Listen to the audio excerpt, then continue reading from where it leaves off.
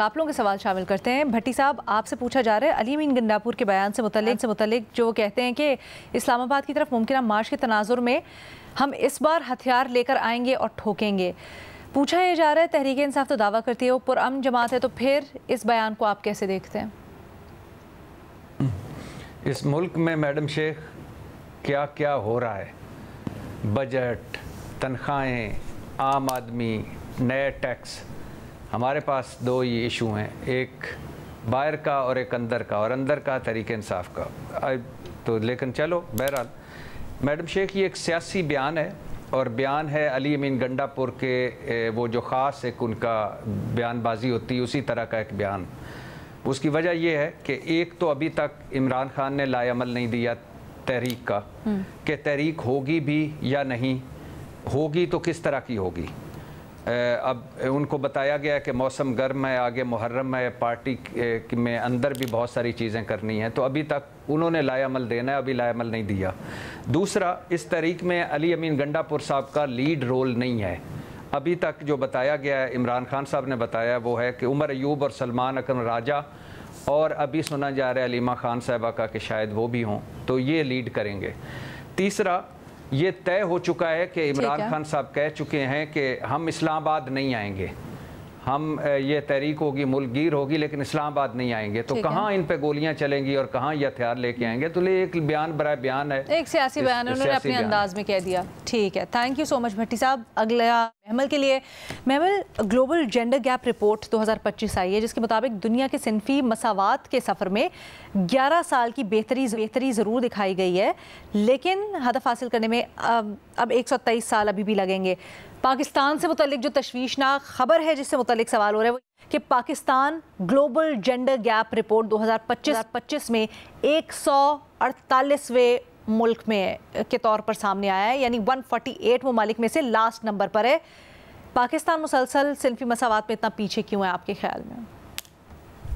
देखिए लीना, पहली चीज़ तो ये कि ये जो इम्पोर्टेंट इसके अंदर फैक्टर्स होते हैं इस रिपोर्ट के, उसमें एक होता है इकोनॉमिक पार्टिसिपेशन एंड अपॉर्चुनिटी, एक होता है educational attainment, health and survival होता है, और पॉलिटिकल एम्पावरमेंट होते हैं। अब आप अगर ओवरऑल इन फैक्टर्स को भी देखें, और फिर आप वैसे भी हमारा जो मुल्क है आपको मालूम ही है कि यहाँ पर तो एक पेट्रियार्कल सोसाइटी है, यहाँ पर 17 साल की बच्ची को मर्डर कर दिया जाता है, फिर भी यहाँ पर हम विक्टिम ब्लेमिंग देखते हैं। यहाँ पर हम अदालतों के अंदर देखते हैं कि एक बेहिमाना कत्ल के बावजूद जो है वहाँ पर जो वकला की टीम है वो अटैक विक्टिम को ही कर रहे होते हैं। यहाँ पर तो बहुत कॉमन है विक्टिम ब्लेमिंग। लेकिन जो दूसरी चीज़ें जो बहुत अहम है और हम ये बहुत बार इधर डिस्कस भी कर चुके हैं लीना, वो ये कि एक तो फाइनेंशियल इंडिपेंडेंस यानी इकोनॉमिक अपॉर्चुनिटीज़, जॉब अपॉर्चुनिटीज़, ये चीज़ होनी चाहिए। फिर एजुकेशन के अंदर बच्चियाँ जो हैं वो कितनी पीछे हैं, ख़वातीन कितनी पीछे हैं।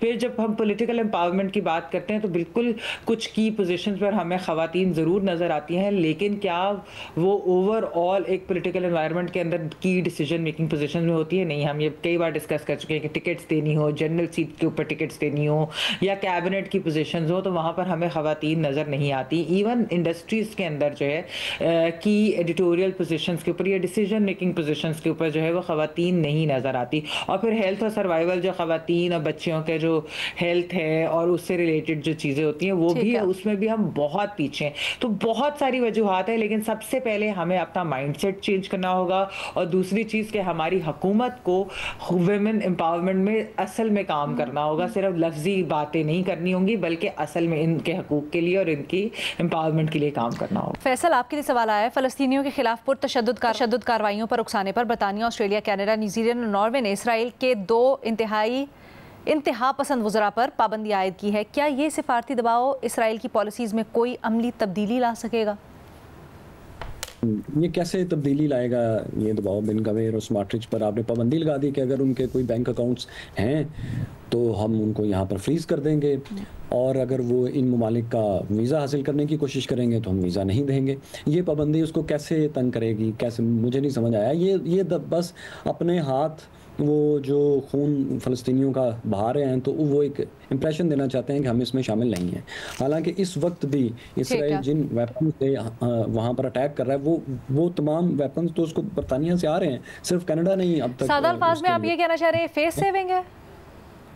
फेस सेविंग कर रहे हैं और इसके अलावा कोई बात नहीं है। असल में उनको ईरान वॉर चाहिए, एक मुकम्मल जेनोसाइड के लिए उसका एक कवर चाहिए, तो वो उस कवर का सारा बंदोबस्त कर रहे हैं। आपका सारा प्रोग्राम इसका गवाह था, तो उसकी तैयारी है। अब देखें वो कब खौफनाक होता है। उफ, आप तो ये कह रहे हैं, लेकिन हम दुआ करते हैं कि ऐसा ना हो। ये बहुत ही खौफनाक एक सूरत अगर ऐसा हुआ।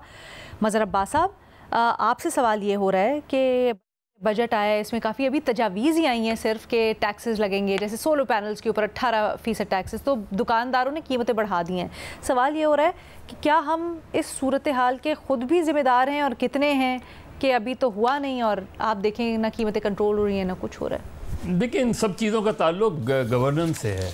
ये बैड गवर्नेंस की निशानियाँ हैं ना, कि दुकानदार बढ़ा देता है कीमत, कोई पूछने वाला ही नहीं है उसको। जो पूछने वाला होता है वो उससे मामला तय कर लेता है। अब लोग क्या करें, लोगों की मजबूरियां होती हैं और उन मजबूरियों से फ़ायदा उठाया जाता है। यानी जैसे आप देखें कि लोड शेडिंग उस एरियाज़ में अगर 20 घरों ने कुंडा डाला हुआ है तो 400 घर उससे क्यों मुतासर होते हैं? आप उन 20 घरों को क्यों नहीं वो करते? आप जाएँ उन 20 घरों को जहाँ जहाँ कुंडे पड़े हुए हैं, कुंडों को वो करें, उनकी बिजली को डिस्कनेक्ट करें। उसकी वजह से आप पूरे इलाके में को कैसे अंधेरा आ जाता है? पूरे इलाके में लोड शेडिंग की क्या जस्टिफिकेशन होती है? अब लोगों ने सोलर अगर एक आया कि उन्होंने ऑल्टरनेट बिजली के तौर पे सोलर का इस्तेमाल शुरू किया, तो आपने सोलर पे टैक्स लगा दिया। अब सोलर पे लगाया है तो उसने, जाहिर है सोलर दुकानदार जो है उसने इंतजार ही नहीं किया। अभी तो बजट अप्रूव ही नहीं हुआ है। हो सकता है 18% ना ही हो, कम ही कर दे, ना हो, कम ही हो जाए। लेकिन कौन चेक करेगा? ये किसकी जिम्मेदारी है? ये हम बात है ना, ये हुकूमत की जिम्मेदारी है ना, ये इंतज़ामिया की जिम्मेदारी है कि जाके मालूम करें कि वो कीमतें अगर बढ़ाई जा रही हैं तो वो कीमतें क्यों बढ़ाई जा रही हैं, उसको रोका जाए, उनके खिलाफ कार्रवाई की जाए, कानूनी कार्रवाई की जाए। यहाँ यही होता है ना, पेट्रोल की कीमत ऊपर गई तो बसों के किराए बढ़ गए। बसों के किराए, जब पेट्रोल की कीमत नीचे आई तो किसी ने चेक किया कि बसों के किराए नीचे क्यों नहीं आए? ठीक है, तो यानी ये जो आपसे सवाल हो रहा है कि बतौर कौम हम खुद इस सूरत हाल के कितने जिम्मेदार हैं, आपके ख्याल में लॉ एनफोर्समेंट ज्यादा हो तो लोग खुद ही सीधे हो जाएंगे? मैं आपको बताऊं, बतौर कौम आपने एक अच्छी कंज्यूमर सोसाइटीज़ बनानी चाहिए। अगर फ़र्ज़ करें गोश्त महंगा हो रहा है तो आप गोश्त खाना छोड़ दें, कुछ दिनों के लिए ना खाएं गोश्त, आप देखें कीमतें कैसे नीचे नहीं आएंगी। इसी तरह ये प्रेशर्स बनाए जाते हैं। अच्छी कंज्यूमर सोसाइटीज़ जो होती हैं और उस पर लोगों को रिस्पॉन्ड करना चाहिए।